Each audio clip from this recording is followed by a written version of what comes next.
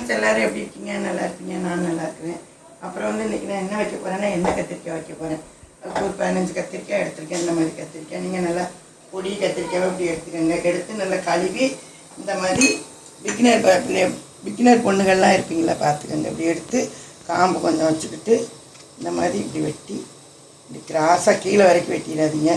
ஏதாவது இருக்கான்னு பார்த்துட்டு இப்படி வச்சுக்கோங்க. இதுக்கு தான் உங்களுக்கு ஒரு 2 கத்திரிக்காய் நான் கட் பண்ணி காட்டுறேன். ஓகே, இந்த மாதிரி நான் எல்லாம் எடுத்து கட் பண்ணி கழுவி தண்ணி வடிகட்டி வச்சுருக்கேன். எண்ணெயில் போட்டு பொரிக்கிறேன். ஓகே, இந்த மாதிரி உங்களுக்கு தேவையான கத்திரிக்காய் எடுத்துக்கோங்க. ஓகே, இப்போ வந்து இதுக்கு வந்து ஒரு மசாலா ஒன்று வதக்கணும் வச்சுக்கோங்க. அது நல்லெண்ணெய் ஊற்றி வைக்கும்போது தான் நல்லாயிருக்கும்.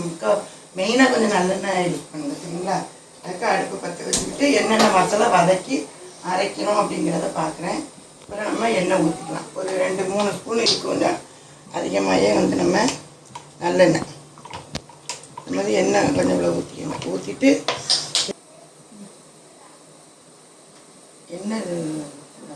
ஸ்பூன் எண்ணெய் ஊற்றிக்கிட்டோம் வச்சுக்கோங்க. ஊற்றிட்டு அடுப்பு போடும்போது சிம்மில் வச்சுக்கோங்க. 1 ஸ்பூன் சீரகம், ஒரு 1/4 டீஸ்பூன் வெந்தயம் கம்மியாக போடுங்க. அப்புறம் வந்து ஒரு 2 ஸ்பூன் மிளகு, அப்புறம் வந்து ஒரு சின்ன அளவு துண்டு இஞ்சி, அப்புறம் வந்து ஒரு 10 பல் பூண்டு போட்டு வதக்குவோம். நான் போடுறது எப்படி இப்படி வாசனை வர வரைக்கும் வறுத்தாச்சு பாருங்க. நல்ல மனம் வருது. வாசனை வர வறுத்தாச்சா இப்போ வந்து நம்ம ஒரு 2 சின்ன பல்லாரி நறுக்கி பெரிய வெங்காயம் நறுக்கி வச்சுருக்கேன். நீங்கள் இதுக்கு சாம்பார் வெங்காயம் தான் நல்லது போச்சுங்க. சின்ன வெங்காயம் இருந்தால் ஒரு 10-20 வெங்காயம் உடச்சி வச்சுக்கோங்க. அது இல்லைன்னா இது போட்டுக்கோங்க. ஓகே, இது கொஞ்சம் கண்ணாடி பதம் வரணும். கொஞ்சம் உப்பு போடுவோம் நம்ம ஸ்டைலில். உப்பு போட்டால் நல்லா வரணும். எப்படி உப்பு போட்டால் கொஞ்சம் வரலாங்க. இப்போ கொஞ்சம் வெங்காயத்தில் லைட்டாக ஒரு 1/2 டீஸ்பூன் கூட உப்பு போடுங்க. நல்லா வதங்கும். அப்படி வதக்கிட்டு கொஞ்சம் நல்லா அடுப்பை ஏற்றி வச்சு வதக்குவோம். வந்து கொஞ்சம் கண்ணாடி பதம் மாதிரி வெங்காயம் வந்துருக்கு பார்த்தீங்களா? வந்த உடனே நம்ம வந்து இந்த மாதிரி கண்ணாடி பதம் வந்தோடனே 2 தக்காளி கட் பண்ணி வச்சுருக்கேன். ஓகேங்களா? 2 தக்காளியை கட் பண்ணி இப்போ வந்து நான் பார்த்தீங்கன்னா ஒரு 10-20 கத்திரிக்காய் எடுத்துருக்கேன். எடுத்ததுனால 2 பெரிய பல்லாரி, ஒரு 2 பெரிய தக்காளி போட்டு நான் வதக்கியிருக்கேன். நீங்கள் இதில் வந்து கொஞ்சம் கம்மியாக வைக்கணும், ஒரு 10 கத்திரிக்காய் போட்டு வைக்கலான்னா நல்லா ஒரு பல்லாரி இல்லைன்னா ஒரு 10-15 சாம்பார் வெங்காயம், ஒரு தக்காளி போட்டு வதக்குங்க. அது இந்த கத்திரிக்காய்க்கு அளவுக்கு தக்க அந்த மாதிரி போட்டு வதக்கினீங்கன்னா கரெக்டாக இருக்கும். ஓகேயா? இப்போ வந்து தேங்காய் நான் வந்து ஒரு சின்ன முடிக்கு 1/2 மூடி எடுத்துக்கணும் வச்சுக்கோங்க. கத்திரிக்காய் அளவு நிறையா இருக்கா? நீங்கள் வந்து கொஞ்சம் கத்திரிக்காய் கொஞ்சம் கம்மியாக வச்சுக்கிட்டிங்கன்னா ஒரு துண்டு தேங்காய் போடுங்க. ஓகே,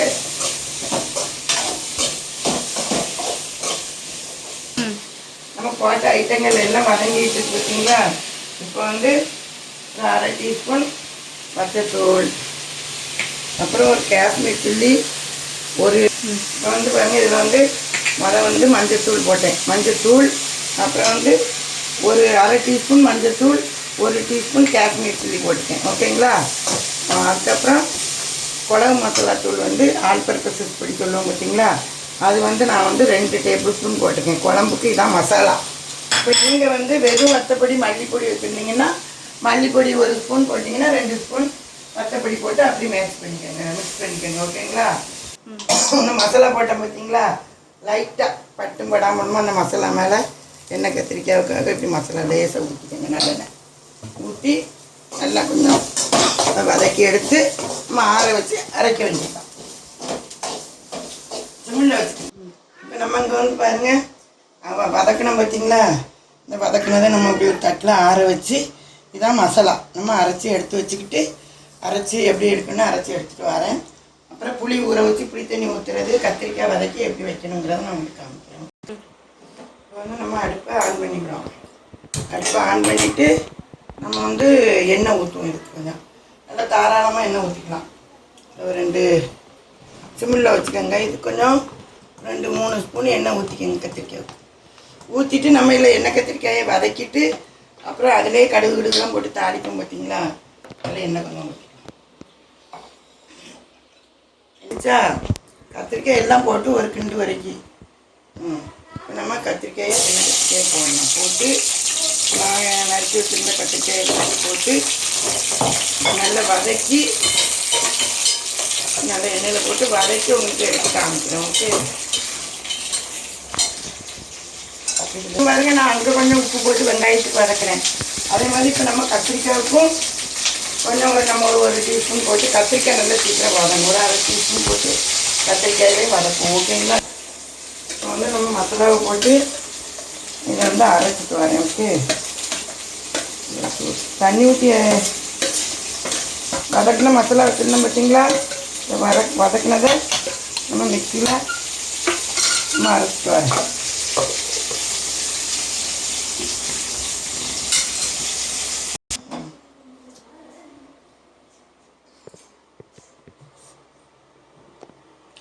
இப்போ வந்து பாருங்கள், நம்ம வதக்கி வச்ச மசாலாவை எல்லாம் இந்த மாதிரி நல்லா பேஸ்ட்டாக அரைச்சி இப்படி வச்சுக்கணும். பார்த்துக்கோங்க, இந்த மாதிரி அரைச்சிக்கிட்டு அப்புறம் அந்த கத்திரிக்காயையும் நம்ம நல்லா வதக்கி இப்படி எடுத்து வச்சுக்கணும்.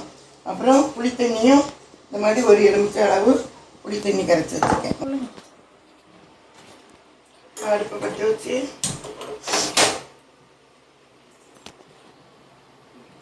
நம்ம எண்ணெய் ஊற்றிக்கலாம் தாளிக்கிறதுக்கு. ஓகே, சரி, எண்ணெய் சூடாயிடுச்சு. இப்போ வந்து எண்ணெய் சூடானோன்னு கடுகு இருக்கிறது இல்லை, கொஞ்சம் மாதிரி இருக்கட்டும். கடுகு போட்டோன்னு ஒரு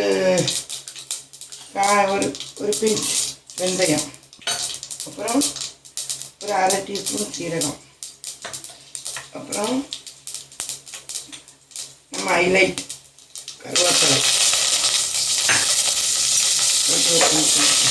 அப்புறம் வந்து காஞ்ச மிளகாய், அப்புறம் வந்து ஒரு 4-5 பல் பூண்டு, அப்புறம் வந்து வெங்காயம்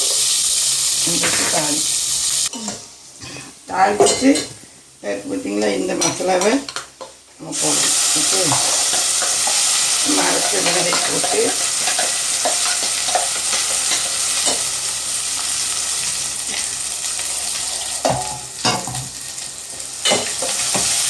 நல்லா கிண்டிட்டு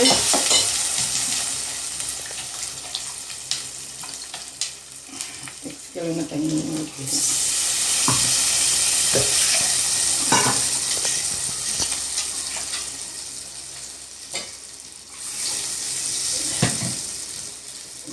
தண்ணியை ஊற்றி மசாலாவை போட்டாச்சு. இன்னும் வந்து புளி கரைச்சி வச்சுருந்தேன் பார்த்தீங்களா? ஒரு பெரிய எலுமிச்சை அளவு புளி கரைச்சி வச்சுருந்தேன் பார்த்தீங்கன்னா, அந்த புளி தண்ணியையும் நம்ம ஊற்றிடணும். கொஞ்சம் புளி வந்து கொஞ்சம் ஜாஸ்தி தான் போடணும் பார்த்துக்கோங்க. போட்டு நல்லா கலக்கி இதுக்குமே தேவையான தண்ணி ஊற்றணும். நம்ம கொஞ்சம் கொஞ்சம் தேவையான தண்ணி, குழம்புக்கு தேவையான தண்ணி ஊற்றி இந்த அளவுக்கு தண்ணி நம்ம இது கொதித்த உடனே நம்ம கத்திரிக்காய் போட்டு இறக்க வேண்டியதுதான். உப்பு பார்க்கணும், இப்போ தான் உப்பு பார்க்கணும். தண்ணி கொஞ்சம் விட்டுரும். தண்ணி இப்போ கொதிக்கிறது பார்த்திங்கன்னா, நம்ம இந்த இது வதக்கும் போதும் கொஞ்சம் கத்திரிக்காய்க்கும் உப்பு போட்டு வதக்கணும். அப்புறம் வந்து இங்கே மசாலா வதக்கும் போதும் கொஞ்சம் உப்பு போட்டோம். இப்பவும் கொஞ்சம் ஒரு 1/2 டீஸ்பூன் கூட உப்பு போட்டுக்கிறோம். ஓகேங்களா? வேறு நம்ம கடைசியில் உப்பு எப்படி இருக்குன்னு செக் பண்ணிக்கலாம். கத்திரிக்காய் இப்போ வந்து கத்திரிக்காய் எடுத்து போட்டுடலாம். ஓகேங்களா?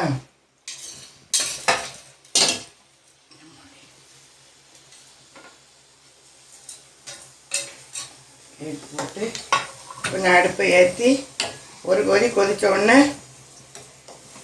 பச்சை மிளகா ஃபேவரட் பார்த்துக்கோங்க.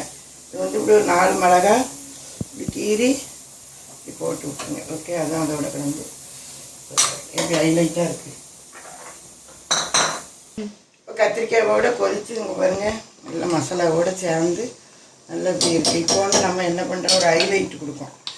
ஒரு ஹைலைட் என்னென்னா, லைட்டாக அப்படி பட்டும் போடாமலும் லைட்டாக எண்ணெயை இப்படி சுற்றி விடுங்க. விட்டுட்டு ஒரு டீஸ்பூனை விட்டுட்டு அப்படியே சிமிழில் வச்சு ஒரு நிமிஷம் வச்சு நம்ம எடுப்போம். எண்ணெய் பிரிஞ்சு இன்னும் ஒன்று போடுவேன், அதை உங்களுக்கு சொல்கிறேன்.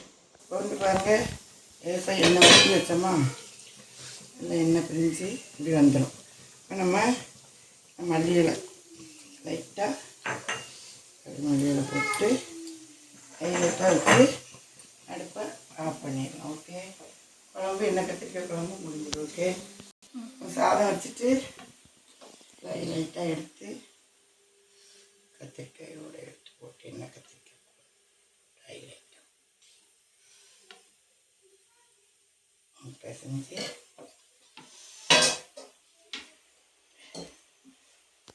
எண்ணெய் கத்திரிக்காய் வச்சு இப்படி வச்சு இந்த கத்திரிக்காய் பாருங்கள், லைட்டாக கத்திரிக்காய் வச்சு பிரிஞ்சு வச்சு இப்படி வச்சு அள்ளி உப்பு காரெல்லாம் எப்படி இருக்குன்ட்டு சாப்பிட்டு பார்ப்போம். அந்த கத்திரிக்காய் சுடுது, அதோடு எடுத்து இப்படி அரட்டு ஒன்று கத்திரிக்காய் பிடிச்சி வைக்குவேன். பாருங்க, இப்படி கத்திரிக்காயை எடுத்து இந்த சாதத்தோடு இப்படி வச்சு பிசைஞ்சு வச்சு சாப்பிடணும். பார்த்துங்க, வச்சு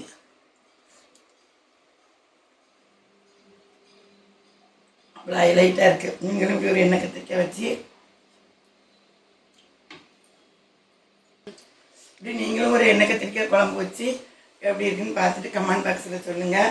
நல்லா எண்ணெய் கத்திரிக்காய் நல்லா நான் போட்ட மசாலா போட்டு எப்பப்போ எண்ணெய் போட்டேன்னு அதே மாதிரி வைங்க, சூப்பராக இருக்கும், ஹைலைட்டாக இருக்கும். Okay, by.